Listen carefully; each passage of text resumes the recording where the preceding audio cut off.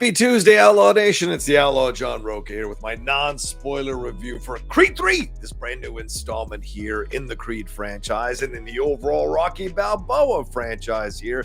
This one directed by Michael B. Jordan. It's his feature film directorial debut. This is very much the first installment in the Creed franchise that kind of separates itself from the Rocky connections very firmly. This one I'm going to jump into and do a little bit of a quick non-spoiler review because I want to do a longer spoiler review later on in the week. And of course, this one features JOHNATHAN Majors coming in as the big baddie here in the tradition of so many of the great opponents of either Rocky Balboa or Creed here in this franchise. And he is fantastic as Damian Anderson. Let's start with the things that I like here, and certainly JOHNATHAN Majors is the highlight. Like he was in Ant-Man and the Wasp: Quantumania, he is the highlight yet again here. He's so unusual and different in his approach to Damian Anderson. Again, he's a guy who acts in between the lines. He's doing little things with his body movements, his face, little gestures, the sounds coming out of his mouth that aren't words, little things like that that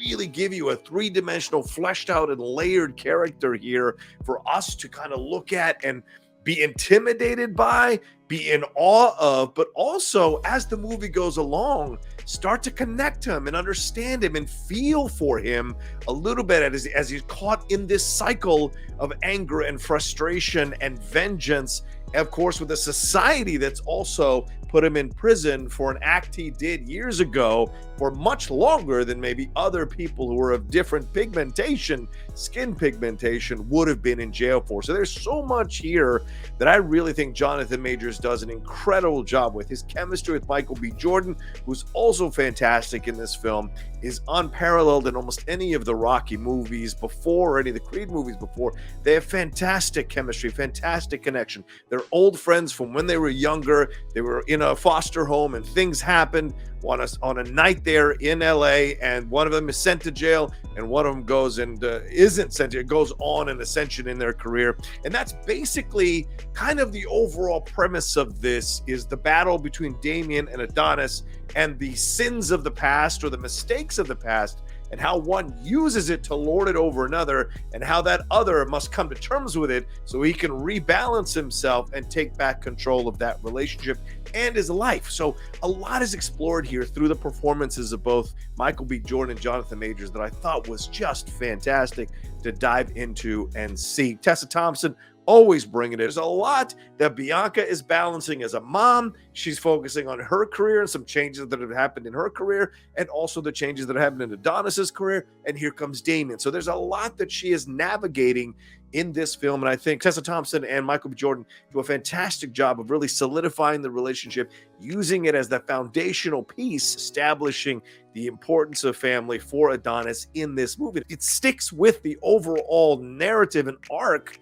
that you have for Adonis, that he needs to have that family because he comes from a broken home. He comes from a situation that isn't the best situation to be born into, and what he's experienced and navigated. So he's having to come to terms with that. So there are some strong scenes between Tessa and Michael B. in this film that I think are fantastic. Overall, I like the story as well. I like this idea of these two guys and stuff from the past. They were kids growing up in this home, and here with Damian, he is on his way to becoming a Golden Gloves champion. He's on his way to becoming a possible future champion in the pros. There's a lot going on, and then this one night is what ends up sending him to prison and essentially putting him out of commission as a boxer until he gets released and he comes back into Adonis's life. And then we get Adonis having to come to terms with the stuff from his past. Like, what's the guilt I feel that he went to jail while I got to escape and got this life? You know, it wasn't easy for Adonis. Certainly he struggled, as you see from the first Creed film. He struggled, a lot of anger, a lot of rage, a lot of feelings of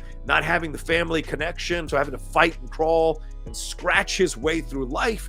And we see that he's achieved so much incredible success throughout the Creed franchise. So how much of that does he have a little bit of guilt over when Damian comes back into his life? Michael B. Jordan's direction is very interesting. Does it all work? Not 100%, but knowing about the anime influences, knowing about how he wanted to put his stamp on this franchise, he wanted to go his direction, his path, and make it such an unusual installment in this franchise. The fight sequences are very, very interestingly shot here. There's some interesting stuff that goes on in the final fight in terms of the way he shoots it that I think is going to be challenging for a lot of the traditional Rocky fans. But for those of you who are a little more open-minded to see something new, something interesting in how they shoot the final fight, I think you're going to find a lot to enjoy in this film. Now, as for the things that I'm maybe a little bit drawn back by, I would say, or have some issues with, I would say, as I said, Michael B. Jordan's direction doesn't 100% get there. He does kind of go out on the limb a little bit with some stuff.